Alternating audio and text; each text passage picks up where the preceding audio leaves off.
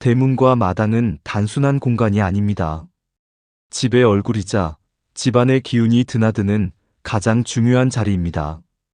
풍수에서 말하길 대문은 집의 입구이면서 동시에 사람의 인생길을 상징합니다. 따라서 대문이 어떤 모습인가에 따라 그 집의 운이 크게 달라진다고 하지요. 대문이 곱고 반듯하게 서 있으면 그 집에 들어오는 기운도 정직하고 곧습니다. 사람들이 믿음을 주고 신뢰가 쌓이며 삶의 방향이 바르게 흘러갑니다. 반대로 대문이 삐뚤거나 기울어져 있으면 기운도 비뚤어져 들어오게 됩니다. 이 경우 가족 간의 대화가 어긋나고 일이 번번이 꼬이는 일이 생기기도 합니다. 특히 50대 이후에는 삶을 안정적으로 지키고 싶은 마음이 커집니다.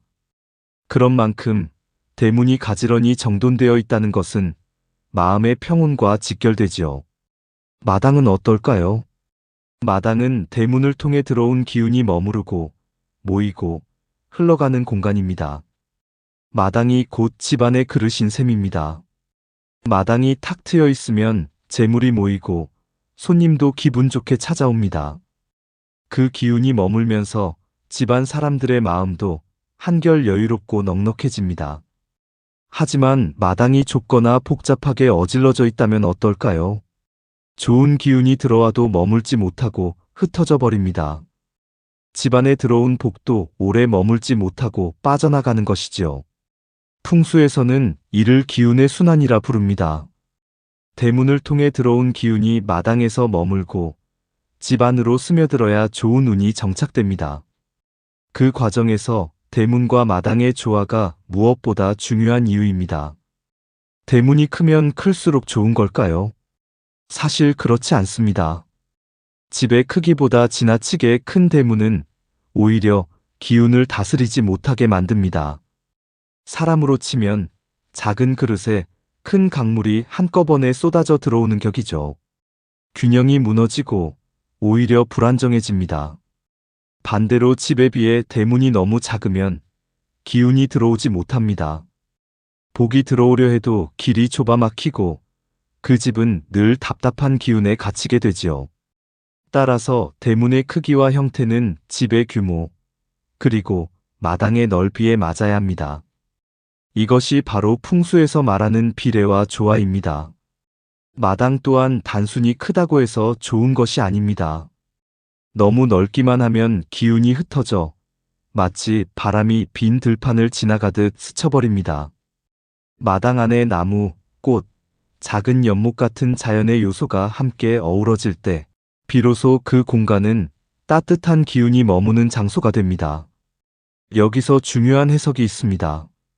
마당에 있는 나무는 단순한 장식이 아니라 기운을 잡아주는 버팀목 역할을 합니다. 특히 정면에 있는 나무는 집을 지켜주는 수호자 같은 의미를 갖습니다. 하지만 너무 큰 나무가 대문을 가리면 어떨까요? 그 경우는 들어오는 기운을 막아버리는 역할을 합니다. 그래서 나무는 적당한 위치에 적당한 크기로 두는 것이 좋습니다. 또 한 가지 중요한 점은 빛과 그림자입니다.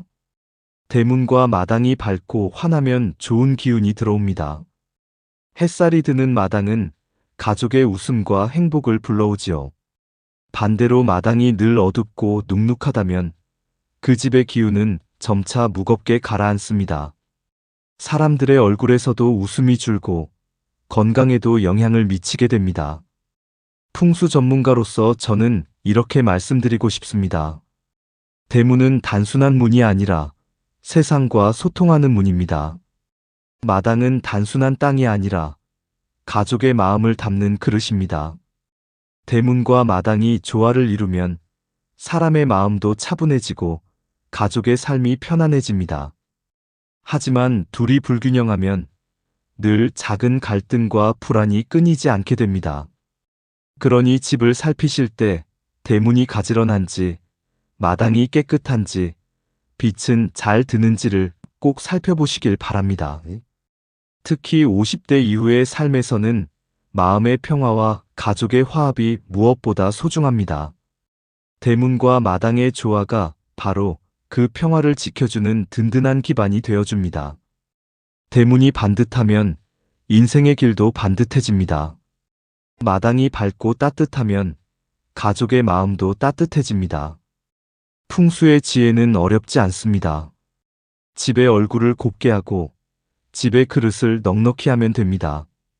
그것이 바로 대문과 마당의 조화이며 우리 삶을 지켜주는 가장 소중한 풍수의 비밀입니다.